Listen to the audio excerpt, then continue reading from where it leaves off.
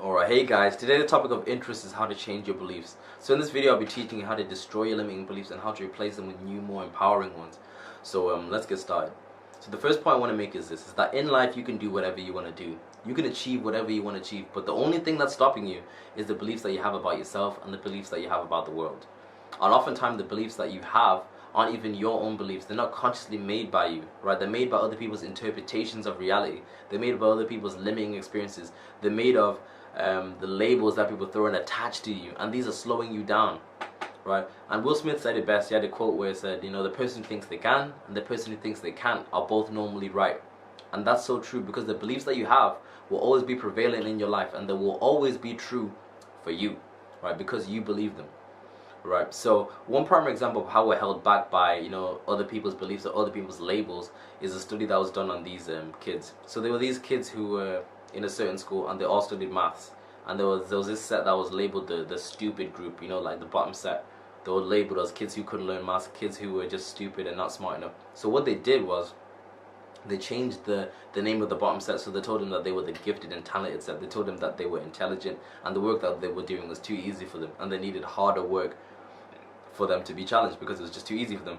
So what that did in those kids was it caused them to doubt the limiting beliefs that they had. It caused them to doubt the idea that they weren't smart or that they couldn't learn maths, and increased the motivation in those kids to study. So they started being more proactive in their learning. They started, you know, doing their homework, doing the work at home, extra studying and stuff like that, and their results increased dramatically. Their grades shot through the roof. Some of those kids who were like D's and E's started getting A stars and A's, distinctions, whatever. Right, and a lot of the kids in that class started doing better than the kids that were in the set 1 class, right? And it all happened just by a shift in their beliefs, right? The shift in the beliefs changed their behavior. The difference is night and day. And oftentimes we spend a lot of time trying to change our behavior. We're like, you know, I'm going to change my behavior through all this willpower. I'm going to pull myself in. But the thing is, for you to change your behavior long term, you need to change your beliefs. But for you to be able to change your beliefs, you first need to understand how a belief is formed. And the belief is formed through an idea. So it starts off with an idea, and then in order for that idea to now become a belief, you need references or you need experiences to support this idea. So a belief is kind of like a table, right? So on the table you have the base of the table, or the part of the table where you put your plates down, right? The base, the surface. And then on the table you've got table legs, right? Table legs that support the table. So it's the same thing with a belief. So a belief starts off with an idea. So the idea is the surface where you put your plate down. And then for the idea to become a belief, you need table legs. Alright, you need references or experiences or proof to support this idea. So for example, somebody can say, you know, I know I'm sexy, I'm attractive, I'm beautiful, kind of thing. That's an idea. Now for that idea to now become a belief in the person, they need references or they need proof or they need table legs for that. So they can say like, you know I'm a sexy and attractive because I've got all these people ringing my phone at the time because they want to talk to me. Boom. I know I'm sexy because I've got all these Tinder matches, yada yada yada. Boom. I know I'm sexy because I got this Hugo Boss model management modeling career, yada yada yada. Boom, kind of thing. So the more references they have, the more experiences, the more proof they have, the more table legs that they have, if that makes sense. But then again, also you can also alter the sturdiness or the strength of the table leg by the emotional attachment to the particular evidence or proof that they have, right? So if they have had a really strong experience, if you had a really strong experience that supports the idea that you are sexy and attractive, it'll come across as a bigger and stronger table leg, right? So anyway, so now that person's got loads of experiences and proof to support the idea that they're sexy, they start to believe it. It's a belief now, and now that impacts their behavior. So now they behave in a way that they think, you know, I'm attractive, I am cool, and they become selective in who they go out with. They don't rush, they're not needed, because they know they have options now, because they know that they're attractive, right? Behavior has changed. But in the same way that I constructed that belief, I can deconstruct it. And you could deconstruct an idea, or you deconstruct a belief through doubting it. So it's important that you doubt it. So, and how do you doubt? By asking doubt-inducing questions. So for example, if the person believes they're sexy, I can make them doubt by asking them this, like, is it really true that you're sexy? Right? Are all those people really talking to you because they like you, or they're talking to you because they know that you're easy and you're boring? Boom, right? That's causing doubt, right? Or you can say like, are you really sexy? If you're really sexy, wouldn't Hugo Boss have signed you long term? Why have they only given you a 3-month contract? Boom, doubt, right? Because they're not sure about you. You're not really that attractive. If you're really that sexy, wouldn't you have been in a relationship? You've never been in a relationship, so that shows that people don't really want to be with you. right? You're not really that attractive. Boom, right?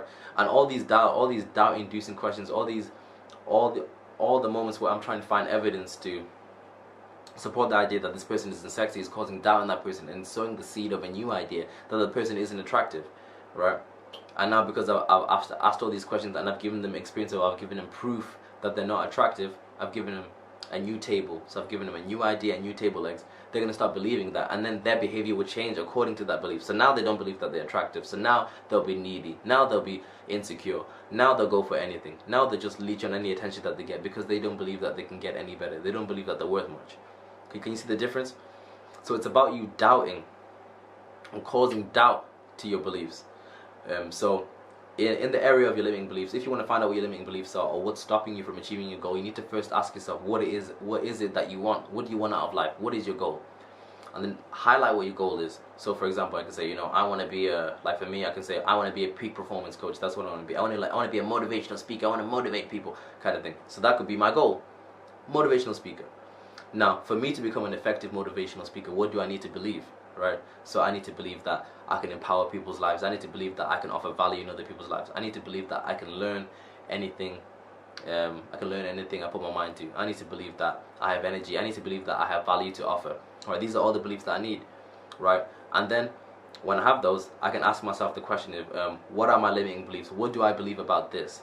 Right? And then you compare the charts. What you need to believe to achieve something and what your limiting beliefs are. What do you really believe? And then you can see the difference, right? And when you find out what your limiting beliefs are, so maybe for example for me I could say I want to be an amazing motivational speaker, whatever, and I've told you what I need to believe, and I believe that I don't have value to offer. I can start doubting that limiting belief. I can start asking, is that really true? Do I not have value to offer? Is that true? And if that is true, why is it boom boom boom? Why is it that people have said that they like my videos? Why is it that people say they like my blog posts? Why is it that people say that I've helped improve their lives, right? Those are causing me to doubt that limiting belief and create a new one. But it's so important that it's so important that you need to doubt your old limiting beliefs. It's important that you do, because you can have as many experiences as you want, and if they don't cause you to doubt the limiting belief, or if you don't proactively doubt your limiting belief, you misrepresent the information. So for example, let's say let me give you another example real quick. Let's say somebody believes that they are unattractive. So someone thinks, I am unattractive and ugly, right? They can have loads of people ringing their phone. You can have loads of people asking them out and stuff like that. And that could be like, to everybody else's naked eye, that could be as proof that they are attractive. People are into you. People are interested. People want to hang out with you. But because that experience of people texting them all the time isn't causing them to doubt that limiting belief, they'll misrepresent it. They'll distort that view. So they'll be like, oh, these people are only texting me because they're bored. They're texting me because they have nothing better to do. And then you just brush it off. You completely ignore all the other evidence to support that you are attractive, right? So it's important that you doubt it through doubt-inducing questions, and through that process you'll be able to put yourself in a position where you can ask yourself, so what do I need to believe? And then you can adopt that belief. So you can adopt that new idea, and then start adding references to it. And if you don't have references for that yourself, or if you can't find references for that in your own life, you look at other people's lives, or people's who are living the way that you want to live, and then find out what they believe and find out references that they have to support that idea, and then you adopt those as your own, if that makes sense. So guys, if you like this video, give it a thumbs up. Don't forget to like, share, subscribe. Guys, I am finished. Have a good day. Goodbye.